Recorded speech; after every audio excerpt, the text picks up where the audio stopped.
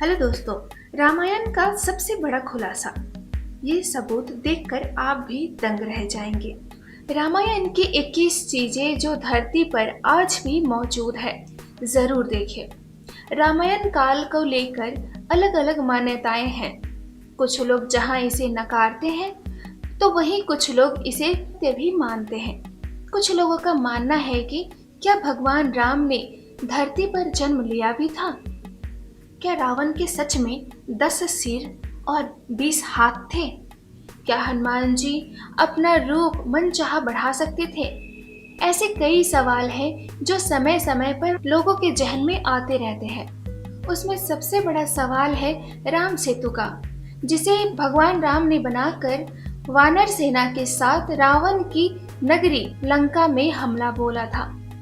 हालांकि इसे आस्था का नाम दिया जाता है, लेकिन नासा के द्वारा समुद्र में खोजा गया राम सेतु ऐसे लोगों की मान्यताओं को और पुष्ट करता है।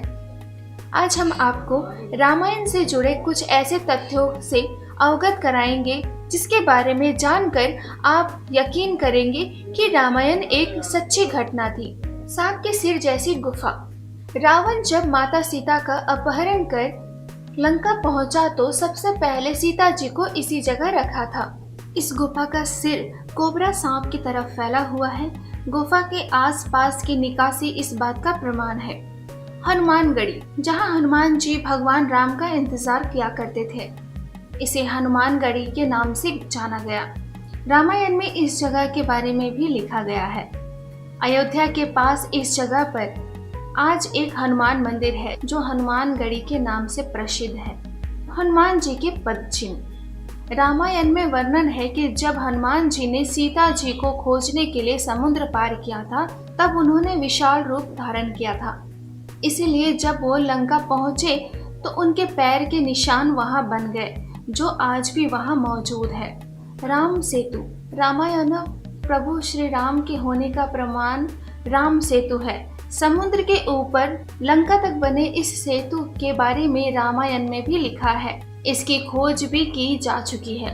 ये सेतु ऐसे पत्थरों से बना है जो पानी में तैरते हैं। तैरने वाले पत्थर। समुद्र में पुल बनाने के लिए ऐसे पत्थरों की जरूरत थी जो पानी में तैर सके। ऐसे में नल और नील को मिले श्राप की वजह से वो सभी पत्थर जो नल और नील ने छुआ, वो सभी पत्थर पानी में तैरने लगे। उन्हीं पत्थरों पर राम लिखकर उनसे पुल बनाया गया था। तैरने वाले पत्थर। सुनामी के बाद रामेश्वरम में उन पत्थरों में से कुछ अलग होकर जमीन पर आ गए थे। शोधकर्ताओं ने जब उसे दोबारा पानी में फेंका तो वो तैर रहे थे। द्रोणागिरी पर्वत। लक्ष्मण मेघनाद युद्ध के दौरान जब लक्ष्मण को मेघनाद ने मूर्छित कर दिया था, तब हनुमान जी संजीवनी लेने द्रोणागिरी पर्वत गए थे। संजीवनी की पहचान न होने के चलते वो पूरा पर्वत ही उठा लंका ले आए थे। कहा जाता है कि युद्ध के बाद उन्होंने द्रोणागिरी को यथास्थान पहुंचा दिया था। श्रीलंका में हिमालय की जड़ी बूटी।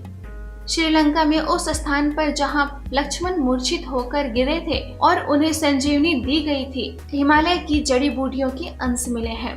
हिमालय के जड़ी बूटियों का श्रीलंका में पाया जाना राम के होने का प्रमाण है। अशोक वाटिका। सीता अपहरण के बाद जब रावण उन्हें लेकर लंका पहुंचा तो माता सीता ने महल में रहने से इनकार कर दिया। जहां पर राधा सीता को रखा गया वो अशोक वाटिका कहलाया गया। माता सीता अशोक के वृक्ष के नीचे बैठती थी। ये जगह सीता आलया के नाम से भी प्रसिद्ध है। लेपाक्षी मंदिर। सीता हरण के बाद रावण उन्हें आकाश मार्ग से लंका ले जा रहा था। रावण को रोकने के लिए जटायु ने उनसे युद्ध किया, लेकिन रावण ने उनका वध कर दिया था। आकाश मार्ग से जटायु जिस जगह पर गिरे उसे लेपाक्षी मंदिर के नाम से जाना जाता है। विशालकाय हाथी। रामायण के सुंदरकांड अध्याय में लिखा है कि रावण की लंका की रखवाली एक विशालकाय हाथी करता था, जिन्हें हनुमान जी ने अपने एक प्रहार से धराशाही किया था। पुरातत्व विभाग को श्रीलंका में ऐसे कई हाथियों के अवशेष मिले हैं जिनका आकार आज के हाथियों से काफी बड़ा है। कोंडा कट्टू गाला। हनुमान जी के लंका को जला देने के बाद रावण भयभीत हो गया था। उसे ये भय सता रहा था कि हनुमान जी फिर से हमला ना कर दे। रावण ने सीता जी को अशोक वाटिका से हटाकर कोंडाकट गाला में रखा था। पुरातत्व विभाग को यहाँ कुछ ऐसी गुफाएं मिली हैं जो रावण के महल तक जाती थी। रावण का महल। रामायण में वर्णन है कि रावण सोने की लंका में रहता था जिसे हनुमान जी ने जलाया था। पुरातत्व विभाग को श्रीलंका में एक महल मिला है जिसे रामायण काल का ही बताया जाता है। कालानिया। राम द्वारा रावण का वध करने के पश्चात विभीषण को लंका का राजा बनाया गया था। विभीषण ने अपना महल कालानिया में बनाया था। ये कैलानी नदी के किनारे स्थित था। नदी के किनारे पुरातत्व विभाग को उस महल के अवशेष मिले थे। लंका के अवशेष। रामायण में लंका दहन का वर्णन है। हनुमान जी ने पूरी लंका को अपनी पूंछ से आग लगा दी थी, जिसके प्रमाण उस जगह से मिलते हैं। जलने के बाद उस जगह की मिट्टी काली हो गई है। दिवरम पोला।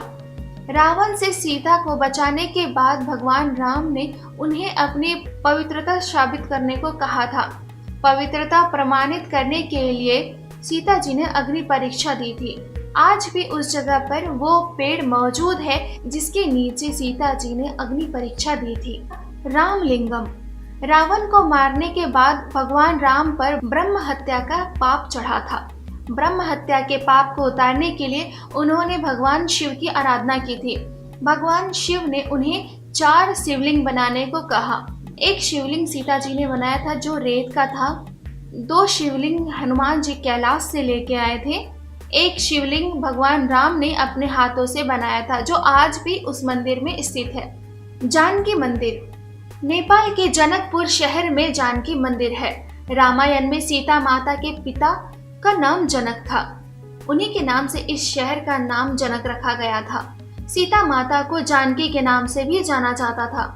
उन्हीं के नाम पर इस मंदिर का नाम जानकी मंदिर रखा गया है। पंचवटी।